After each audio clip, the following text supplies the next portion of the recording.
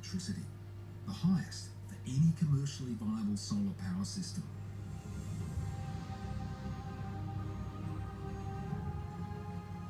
I think we can go further. That's the first time anyone's ever exceeded the magic 40% landmark. Another key to this system is to concentrate the sunlight onto the cell. By focusing the sun's rays, a curved mirror can turn the power of one sun into the power of hundreds. By doing that, you can use more expensive cells, and also they give a higher performance. It focuses and concentrates the light onto the cells at about 365 suns. 365, so that's a decent amount of heat going on those cells. That's right.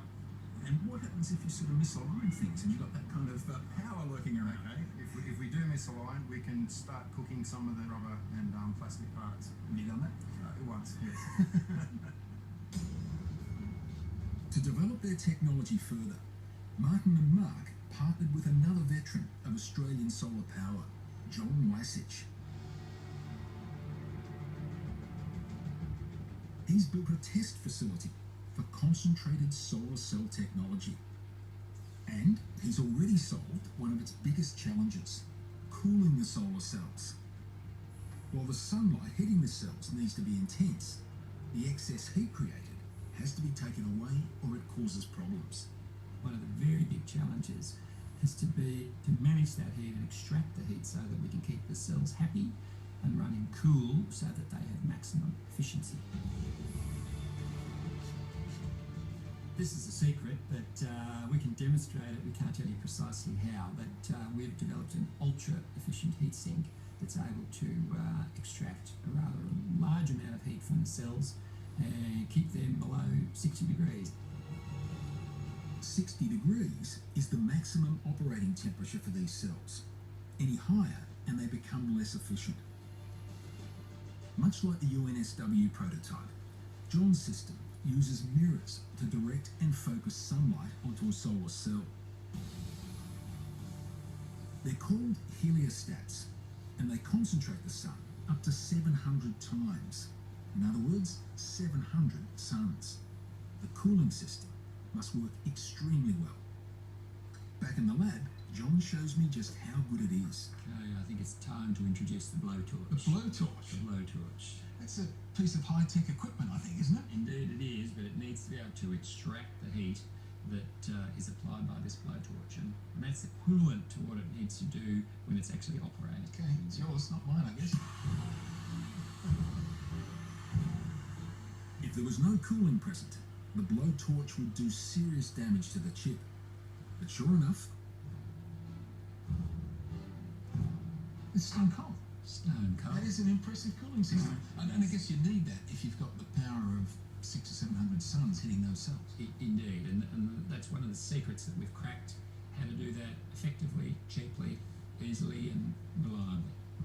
John's system uses only a single type of solar cell, not the dual system developed at UNSW. But his cell is made of gallium arsenide and capable of generating a lot of power. On a typical home with solar panels, the panels are so big, 1.5 meters by 1 meter wide. Now imagine 10 of those. Well, the power they generate could be generated with just one of those. So to power an entire home, which would take about 20 conventional panels, the equivalent amount of power would come from 2.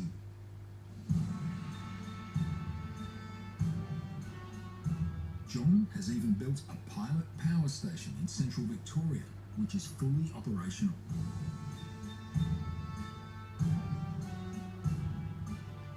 Gee, it's an impressive set of mirrors you've got here. Yeah, it's pretty exciting. How many? There are 56 heliostats here, and you're looking at the world's first wireless photovoltaic power station. So there are no wires in this view at all. Each heliostat is programmed to track with the sun, so their collective light is always reflected to the top of the tower. There sits 1 square metre of John's gallium arsenide cells. Cooling all that focused sunlight onto the cell requires a supersized version of that top secret cooling system. When this is up and running, how much power will it generate? This will generate about 220 kilowatts, and that's almost a quarter of a megawatt. That's enough to power 75 homes. This system can be multiplied as many times as we like. So if you want a megawatt, we would just use 4 of these. If you want 100 megawatts, we would use 400 of these. The efficiency is high regardless of the scale of the project. And the system could be made even more efficient by simply replacing John's gallium arsenide cells with even more efficient ones, like the University of New South Wales dual cells. Regen have demonstrated the concept of focusing light to a central tower and then converting using solar panels there. They were the first to demonstrate that at a reasonable scale. So we're hoping that our improvement will get added as a way of supercharging the performance of that type of system. It's a very good match for what we do. Because the receiver is very small, it's possible to do sophisticated things in